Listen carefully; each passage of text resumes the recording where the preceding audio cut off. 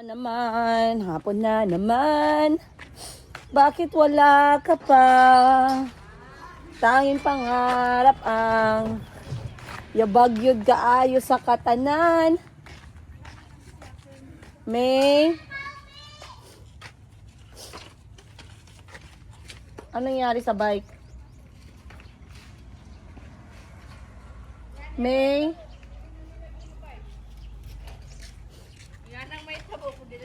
may posporo ka pa? Ano sa ulo? Hala, ang kalat naman dito.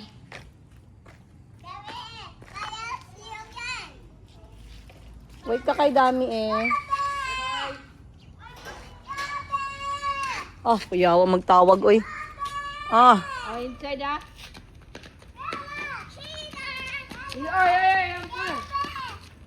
May car.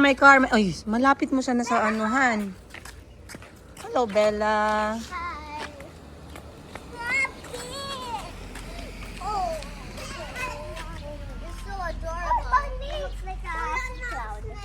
Saan si Asha? Oh, where you going na pod? Oh, laka na, walking na. Ayumi, walking ka na. Okay. Ay, walking na. Can I bike, Bunny? Mag-bike muna kami ni Mayumit. Wala kami nag-bike na. Ah, let's go na. Can I sit there? Walking na tayo. Kunin mo yung bike mo, mag-bike ka. I'm tired. Then walk ka. Oh, that's also getting tired. Dito ako. Come on, Bella. Si Mayumi, uy, bye. Wait, stop. I have an idea. Maybe dito ka. I'll just hold Eh, it. ako na lang mag-adjust. Mag-walking na lang ako. Okay. Sino gusto magsakay? Ako. Kaya na mo tayo. Ako, no. Walk ba? Bakit?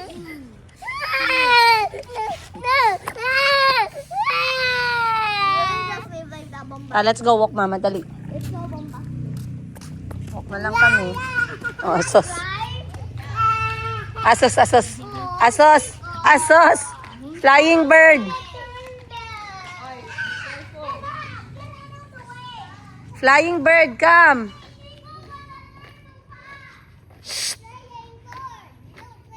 Flying bird. Flying bird. Flying bird ka?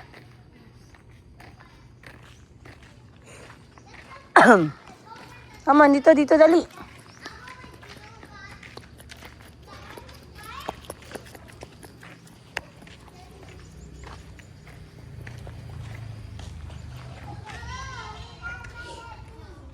Grabe guys, no, maayong hapon. Gusto ko mag-vlog, hindi dapat ako mag-vlog ngayon, pero mag-vlog na lang ako kay gusto ko pag-usapan yung nakita natin sa internet kahapon. Kahapon man yata yung lumabas, no, yung pag burnout, breakout ba tawag mo dyan? Pag collapse ng katawan ni yung sikat na vlogger na si Gabin. I wanted to give my thoughts no sa buhay vlogging. Marami sa inyo kasi nakikita nyo lang kami nagba-vlog pero hindi nyo alam yung struggle. Ito totoo talaga to. Subukan nyo mag-vlog. Kasi hindi nyo maramdaman yung burnout ng vlogging kapag hindi kayo nagba-vlog. Maraming nagsasabi sa akin. Dito tayo, maraming aso dyan. Saan si Bunny? Tingnan ngipin mo. Hey! Yan, ready na si Bunny mag KISSING. Sitting on a tree. Binibiro ko si Bunny, no? Pero galing kami ng dentist at talagang nagpalinis siya. Doon meron pang natira kasi nag-braces pala siya before. Kailangan ng special process na tag 2,000. Kikis-kisin pala yung kada ngipin para matanggal yung tango dyan? Yung semento ng braces. Pati yung braces. Kailan yun? Ah, bago lang pala. So anyway. 2021 to 2023 bago ko nakatawag. Oh. Ningipon ako rin sa una. Nga naman gusto. Ah, okay. Ganun. Ah, kaya pala. Tapos kaya lang wala na fikso sa uwa. Bakit? Kaya gitanggal na ako, di na kaya. Okay. Katong 2023. Dito tayo, okay. Walang ano. Come here. So marami nagsasabi sa akin guys. Ito in all honesty ha. Kasi alam ko sa inyo marami kayong gina-follow na vlogger no. I-explain ko sa inyo yung buhay namin behind the scene. Hindi ako kasing grabe ng iba. Makita niyo yung iba, sila Gavin, sila Alexis Bynes, diba? Yung mga vlogger na makita mo talaga very hands-on. Wag natin siguro isama dito sila Ivana Alawi, sila Sainab. Iba din yung level na yun, Alex Gonzaga. Iba din yun. Kasi sila, kahit hindi sila mag-vlog, okay lang. Kasi meron na silang accumulated wealth. Pero yung iba na talagang nakita nila yung kanilang calling, nakita nila yung kanilang source of income sa vlogging, nagsimula silang magbago yung buhay dahil sa vlogging, hindi na sila pwedeng tumigil. Ako kasi, ang hindi naiintindihan ng tao sa akin as Princess Higa, I just don't live with vlogging. Okay? Nagbebenta ako on the side. Hindi ko binubuhos ang aking faith sa vlogging. Kaya hindi ako nagkakaroon ng sobra-sobrang mental breakdown kung ano man yung nangyayari sa mundo ng vlogging ko. Alright? So ngayon nakita ko itong si Sir Gavin na nag-collapse yung katawan. Nanigas, sinugod sa hospital, nag-give up. Parang feeling ko lang, no? Para siyang hindi siya depression eh. But I would say it is pagod, puyat, ha? Mental yung kalaban mo dyan. I would say even it could be anxiety, severe anxiety. Kasi anxiety, pumapasok siya. Lado. Lado? Ganda ng tindahan niya, oh. Ay. Ang tapang. So ngayon, nag-collapse yung katawan niya. Sa nangyari na yon, kasi ako guys, nagkaroon din ako ng anxiety and depression. Pero katulad ng sinabi ko sa inyo, sa mga hindi nakapanood ng episode na yon, it was one of my major symptoms ng aking hyperthyroidism. Mental ako tinira ng aking thyroid na toxic during that time. Pero what I'm trying to say is, before that, na nagkaroon ng collapse si Gavin, nagkaroon siya ng short vlog kung saan umiiyak siya kasi sabi niya, pagod na siya. Sinabi niya, yung pahinga niya, yung pamilya niya. Yung pahinga niya, yung pagtatrabaho para sa pamilya niya, maprovide niya mga kapatid niya. Kasi it doesn't mean, ito kasi yung funny thing, no?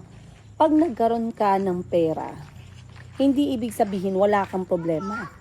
Pag nagkaroon ka ng pera, bumili ka ng property, patayo ka ng bahay, hindi ibig sabihin tapos na yung problema mo, may bahay na kayo. Hindi. Unang-una, yung gastos mo depende sa bahay na pinatayo mo. Tubig, kuryente, maintenance, land tax, building tax, sunod-sunod yan. Ibig sabihin, hindi ka nag-improve na yung buhay mo, pero nag-improve din yung gastos mo. Yan yung nakakatakot sa lahat. It's not, people only see the front part eh. They only see the front part. Okay? So ngayon, kung ako yung tatanungin ninyo, yung nangyari kay Sir Gavin, kasi meron siyang meron siyang moment talaga na nag-breakdown siya in front of the camera. Nasabi niya, pagod na siya, pero hindi siya tumitigil. And by the time na gusto nang tumigil gusto nang tumigil talaga ng katawan niya, pero pinipigilan niya. Eto na nga, yung katawan na mismo yung nag-give up. Kasi hindi siya tumigil on time para magpahinga.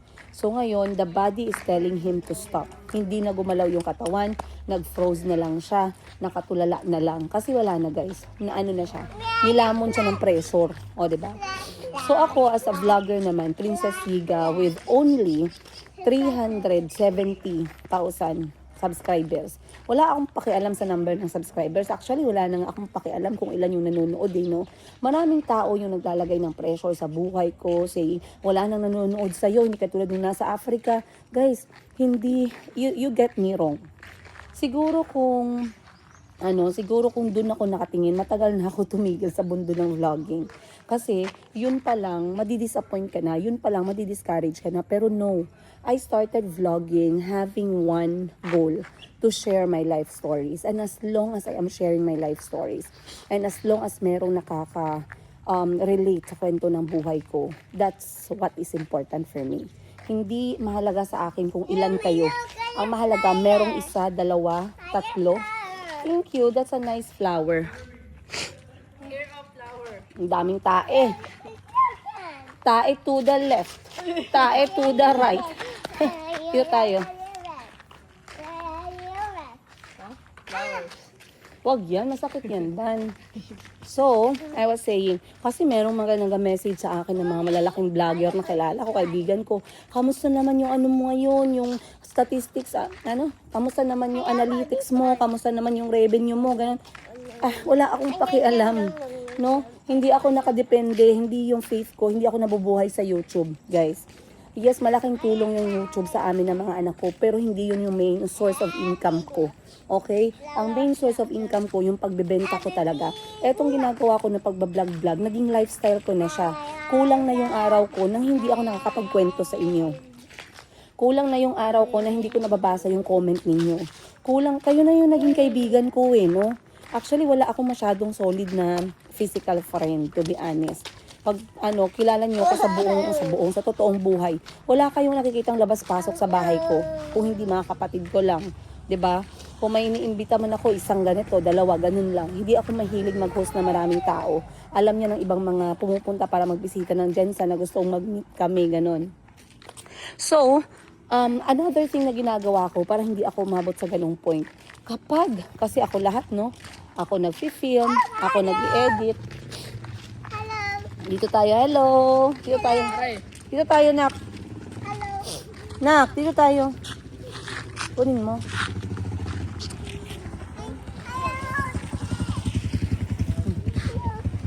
Hindi sila nagsunod? Wala. Manala na pare kay mas makakapakarabat. So, halika na, Mayumi.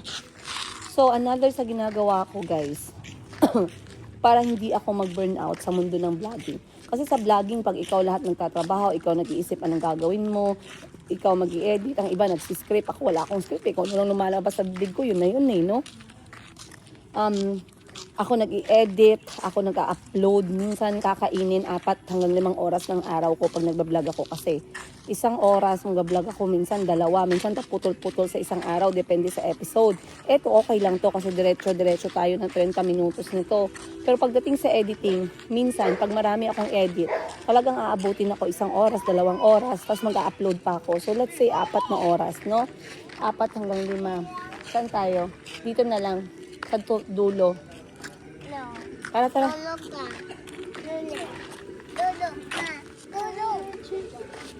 So, abutin ako ng 4 or 5 oras pag may araw, okay? Para hindi ako ma-burnout as vlogger na Princess Yiga na ilang libo yung nanonood, di ba? Minsan 10,000 sa isang araw, minsan 20,000 sa isang araw. Siguro maximum dati nung nasa Uganda ako, guys. Imagine, ang nanonood ng video ko, umaabot ng 100,000 sa isang araw. Imagine niyo si Marila Sin, umaabot ng 1 milyon minsan sa isang araw. Imagine. Pero depende yan kung paano mo dadalhin. Kaya maraming iba nagsasabi, gusto ko mag-vlog, paano mag-vlog? Hindi po, parang dali lang pakinggan, no? Hindi po ganun kadali ang pagbablog. You have to stay committed. You have to stay committed. You have to be consistent, okay? Hindi ka pwedeng tamarin. Kaya nakita niyo mga kapatid ko tumitigil sa pagbablog. Si Madam Bibi tumigil, si Madam Sheena tumitigil, si Madam Tengis tumitigil kasi hindi iba yung motivation nila. Iba. Okay? So ngayon, ako kapag hindi ko feel talaga na mag-vlog, alright? Kunyari ngayong araw, alam niyo nararamdaman ko talaga yung feeling na tamad, wala akong gana, wala talaga ako sa mood, pagod ako mentally kasi madami akong iniisip. Sinusunod ko yung sabi ng katawan ko, huwag ka mag-vlog ngayon, hindi talaga ako mag-vlog. Hindi talaga. So minsan nagsasabi yung ate ko na kunyari pumupunta kami sa isang lugar, tapos feeling ng mga ate ko dapat nag-vlog ako. Sasabihin nila, hindi na nila ako pinapakialaman. Dati kasi, shoo. Ban, si Mayumi ha? Ban, may aso. So, hindi nila ako pinapakialaman. Dati kasi, nauutusan pa nila ako na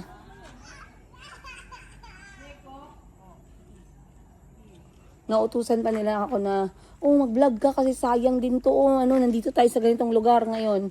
Alam na nila. Pag nagsabi sila mag-vlog ka, tapos sabi ko hindi ako mag-vlog, hindi nila ako pinipilit. Kasi alam nila, baka that moment, burnout na ako. Okay?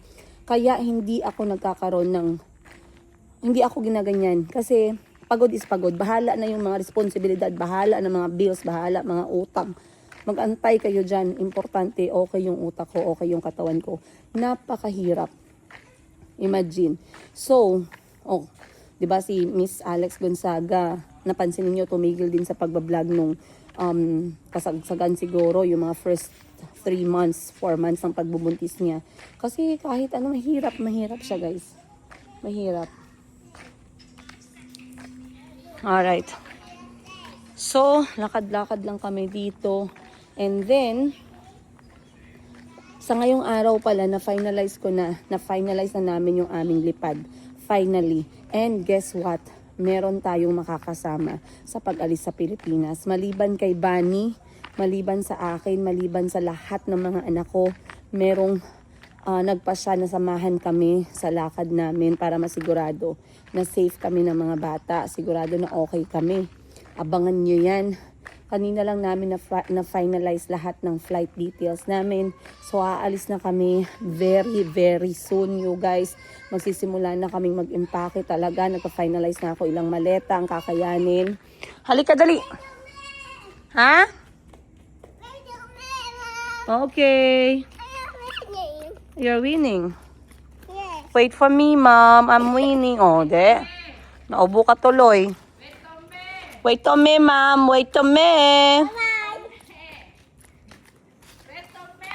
So, ayun na nga, na-finalize na natin ang flight namin sa wakas at nailipat namin kasi kailangan pa namin makipag-argue, no, sa kanilang customer service na since binago nyo yung flight, gawin niyo komportable kasi may dala akong bata. Huwag nyo kaming paliparin pa Davao. Paliparin nyo kami from Densan. Para hindi na kami magbabiyahe papuntang Davao. So, naayos na namin siya. Okay na yung lipad namin. Nakaset na yung date ng araw ng pag-alis namin. Alam ko marami sa inyo ang naghihintay. Alam ko marami sa inyo ang excited. Ano naman tong bagong yugto ng buhay namin. Grabe. Kasama pa din namin kayo, no? Hanggang ngayon, hanggang dito. Napaka-amazing talaga. So, tara na.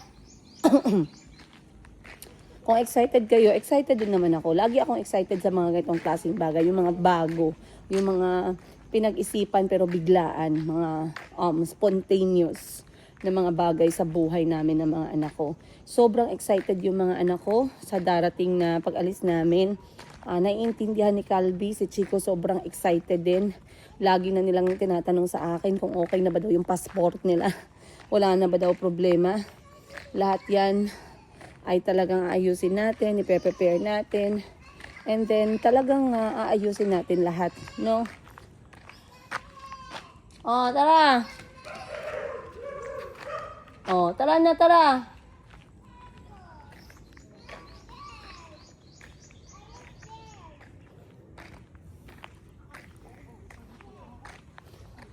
So, tinanong ako ng pamilya ko kung sigurado na ba daw ako sa desisyon ko, no? Tutuloy ba talaga kami? Ilang beses na ako tinanong ni Madam Ten Gibbs, tutuloy ba talaga kayo sa lakad nyo na to? Sigurado ka na ba? Kaya ba ninyo? Kaya mo ba? Kaya ba ng mga bata? Sigurado ka na ba talaga na sasabay si Bunny? Hindi na ba magbabago yung isip niya? Lahat ba? Kompleto na? Parang mga 3 months, 4 months ago pa kami chinecheck ng pamilya ko kung okay na ba talaga? Tutuloy ba talaga kami? So talagang sinabi ko sa kanila na tuloy na tuloy yung lakad namin. Tuloy na tuloy. And so far so good, of course, inshallah, no? With Allah's guidance and Allah's grace, God's grace and God's guidance, na matuloy talaga kami, then it would be amazing. And I'm very excited. Ay, andyan si Ma'am Shen? Si Ma'am Shen na ba yan? Ay, may bunta guys. Good morning. Maaga ako na nagising kaysa sa mga anak ko. Alam niyo kung bakit? Kasi maraming langaw. Maraming langaw.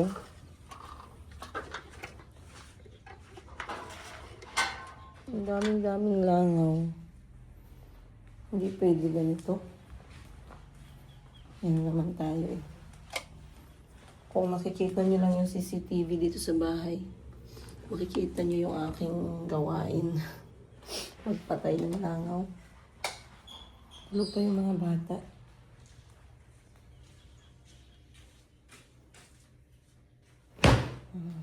Yeah, 3. May mga araw talaga dito sa area kasi hindi ko alam, para may poultry farm or something. Kita mo talaga yung gigil, no? Yun guys, so pakita ko ha. 1, 2, 3. Dito rin ako natapos kahapon sa chika ko sa inyo. Hugasan mabuti gang ha. Tapos antayin magkulo yung tubig bago ilagay ang dahon. Tapos iikot-ikot yung dahon para sigurado luto lahat. Then ang sausawan mo, konting toyo lang, madaming kamatis, madaming sibuyas. Huwag magsabaw ng toyo. Huwag din bagoong, please. Sapa.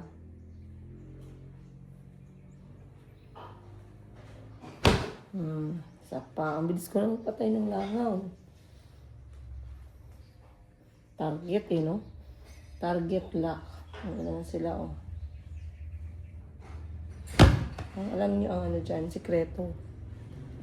Patayin mo yung langaw sa direksyon ng ulo niya. Doon siya lilipad. Para wala siyang takas. Hindi man ang langaw nagalipad pabaliktad. Oh, napatay ka na naman yung isa. Hindi naman nagalipad yung langaw na pabaliktad. Una sa puwet. Diba? Una naman talaga yan sa ulo.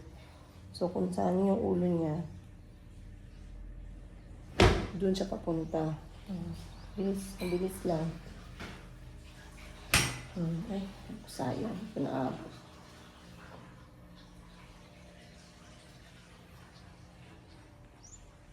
Imagine, 3 sa isang ano lang. Okay. Nag-exercise na ako for the last 5 minutes.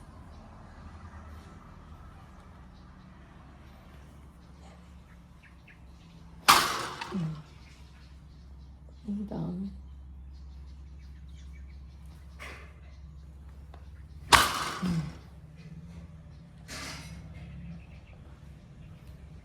Anyway, labas muna tayo ng bahay. Medyo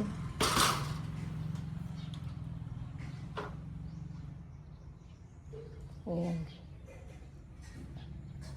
Hindi na ako masaya dito sa aking front yard. Ang sarap na ng i-AI no?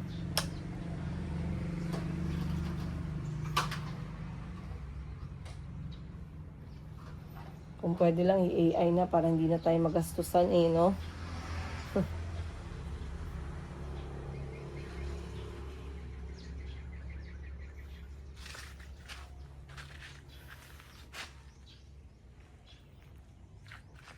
Okay, so good morning guys. Mayong buntag sa inyong lahat. Time check natin ngayon. Parang mag-aalas 7 pa lang ng umaga. So, I was talking yesterday about dun sa topic natin, about dun sa recent na ni Gavin, yung napakasikat na vlogger na wala na yung tatay nila. Siya na yung naging breadwinner. Meron kasing mga eldest. Muna tayo, expose tayo sa labas. Shout out sa pantulog ko, nasabi ko sa inyo, pwede nyo siyang ilabas ng bahay, hindi kayo mahihiya kasi decente na decente siya. Na hindi na siya manipis, hindi nakikita ko yung mga panty at bra. Ayan siya guys.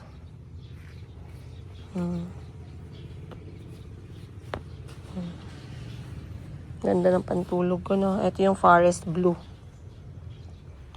So anyway, meron kasi mga eldest na kahit na able naman yung mga kapatid, talagang yung responsibility as eldest sinasalo talaga nila, no? Sinasalo talaga nila. I cannot imagine anong klaseng pressure yung nasa utak ni Gabin. Pero as I was reading through sa comments, tsaka napanood ko yung vlog ng mga kapatid niya at ng partner niya, no? Doon ko nakita na alam naman nila, nakita na nila, napansin na nila na hindi na okay. Pero kasi yung pressure sa utak ng tao, hindi mo basta-basta matatanggal yun kung gano'n na talaga siyang klaseng tao. So, si Gabin nga ay ang klase na parang breadwinner, no? Breadwinner, responsableng kuya, provider sa mga nanay niya, sa nanay niya, sa mga kapatid niya. Yan yung personality niya, no? At saka katulad nga ng sinabi ko, hindi naman sila yung klase na meron na talagang mayaman na talaga.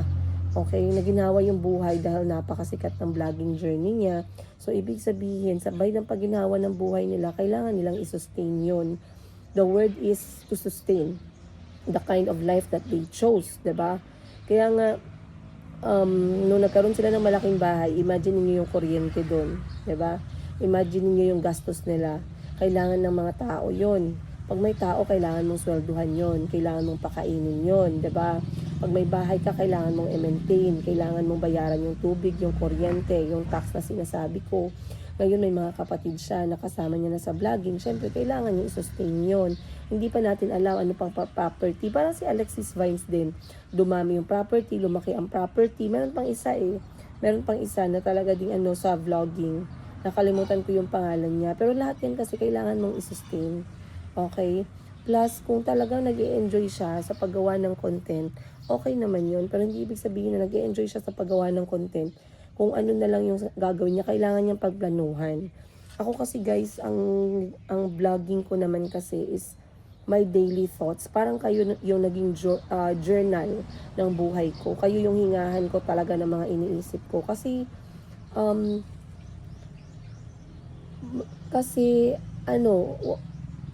gusto ko yung mga insights ninyo. Okay, mapapositive man o pa-negative. Nag-i-enjoy akong magbasa ng mga insights ninyo. Yun yung totoo doon. Alright?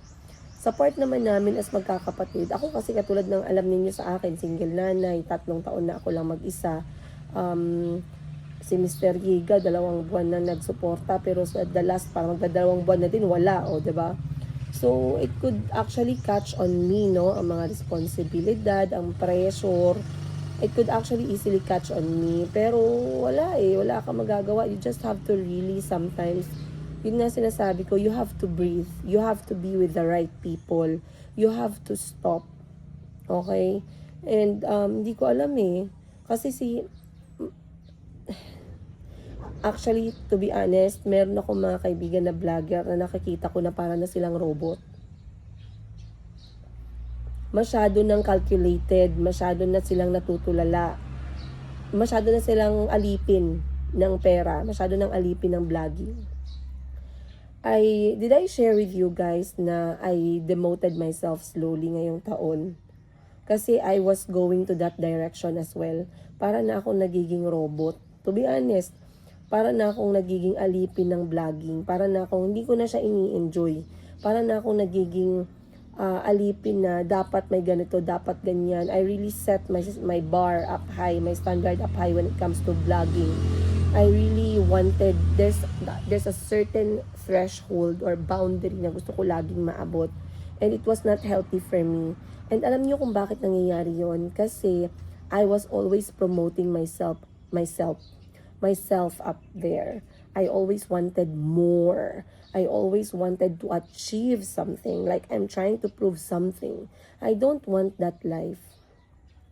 Kaya sabi ko sa sarili ko, 2025 will be slowly demoting myself and 2026 will be slowly letting go of things na talagang I feel like hindi ko na kailangan. Hindi namin kailangan ng mga bata. Okay? So, I started with some things talaga. Seriously.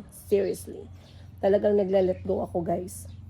I wanted to focus dito sa bahay na to, sa maliit na negosyo, yun lang. And then, the rest, I wanted to live. I wanted to enjoy. I wanted to breathe. I wanted to offload. Okay na sa akin to. Pag may butas ng bahay na to, aayusin para komportable. Ganun. Okay, ganun yung mangyayari. Kasi guys, katulad ng sabi ko, ang daming nag-comment dun, no? Anxiety attack. Panic attack. depression attack, collapse ang katawan, collapse ang utak, wala na, napagod na, bar down, anxiety na talagang humahabol sa kanya. Hindi natin alam yung klase ng anxiety. Marami, kung hindi nyo pa na-experience itong anxiety, sa lahat sa inyo na nanonood, and you've never experienced severe anxiety, you should be grateful. You should be grateful. Alam niyo kung bakit? Anxiety, pag umatake siya, lalo na yung severe, it's not something that you can control. Hindi mo na kontrolado yung utak mo niyan. Hindi mo na kontrolado yung katawan mo niyan. Your mind is you are not over your mind. Your mind is over you na. Okay? So talagang napaka-seryosong bagay. Nakita ko yung bit ng video ni Gabin na nasa kotse siya, umiiyak na lang siya, tumutulo na lang yung luha. Wala na. Anxiety attack sobra-sobra. Kasi wala na no? Parang gumaganon na lang talaga yung kanyang sitwasyon. And yung mga kapatid ni Sir Gabin at pamilya ni Sir Gabin, hindi naman sa pinapangunahan ko sila, no? But they caught the right moment kung saan nandyan pa yung kuya nila.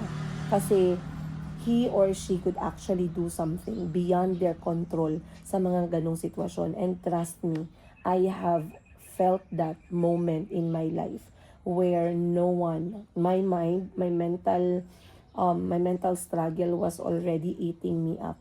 Kung hindi ako nakapagpa-check up at hindi nalaman na toxic na pala yung aking thyroid, na it was actually...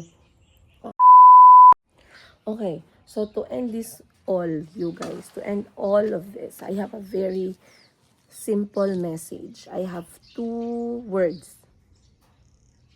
Meron akong 2 words na iwan sa inyo. Okay? I would like to tell you guys to always remember to slow down. 2 words lang.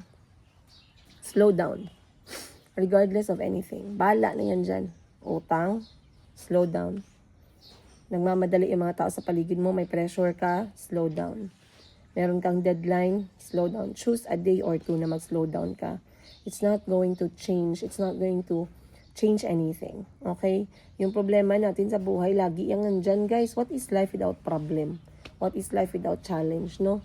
Slow down. Mag-slow down ka. Mag-slow down ka. Always remind yourself to slow down. Be somewhere where you can just laugh with people. Be somewhere where you can just breathe. If you want to be alone, go be alone.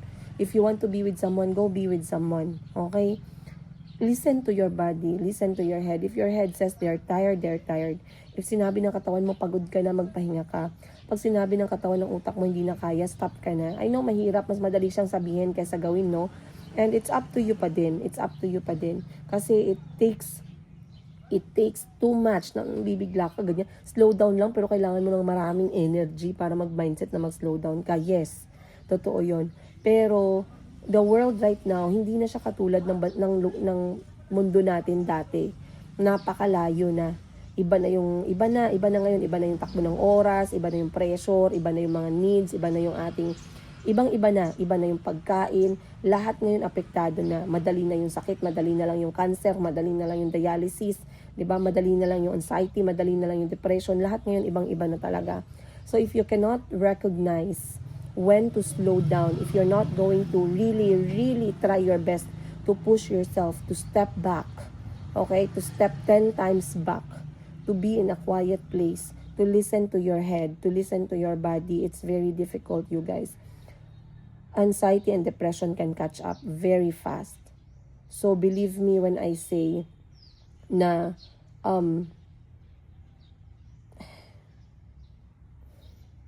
just mag-ingat lang kayo, guys. Wala, ang hirap talaga, ang hirap. Sa akin as Princess Higa, yung pressure ko sa buhay, I am grateful to be with people who genuinely love and cares for me. Hindi lang sa mga, not to even mention, wala dito yung mga anak ko, no? But I have people who genuinely loves and cares for me. I have my sibling, mga barkada ko, mga kapatid ko lang din. Big shout out sa lahat ng mga kapatid ko. Maraming salamat sa inyo. Yung nanay ko na pag sinusumbungan ko, hindi ako pinapagalitan. Tumatahimik lang siya. Okay? Kasi mahirap no? Pag wala kang sumbungan di ba? But anyway guys, I hope you learned something from this episode. Let me know what you think down below. Gusto ko marinig yung comment ninyo. Hingahan nyo naman ako. Magpipili ako ng 5 hanggang 10 comment dito kung saan inatake kayo ng depression and anxiety, and what did you do? How did you heal? How did you go back to normal? Kasi ako nag-share ako sa inyo, di ba? Nung moment ko, close kay naked ka. Close kay naked. Yeah. Close kay naked ka. Paano nyo na-heal?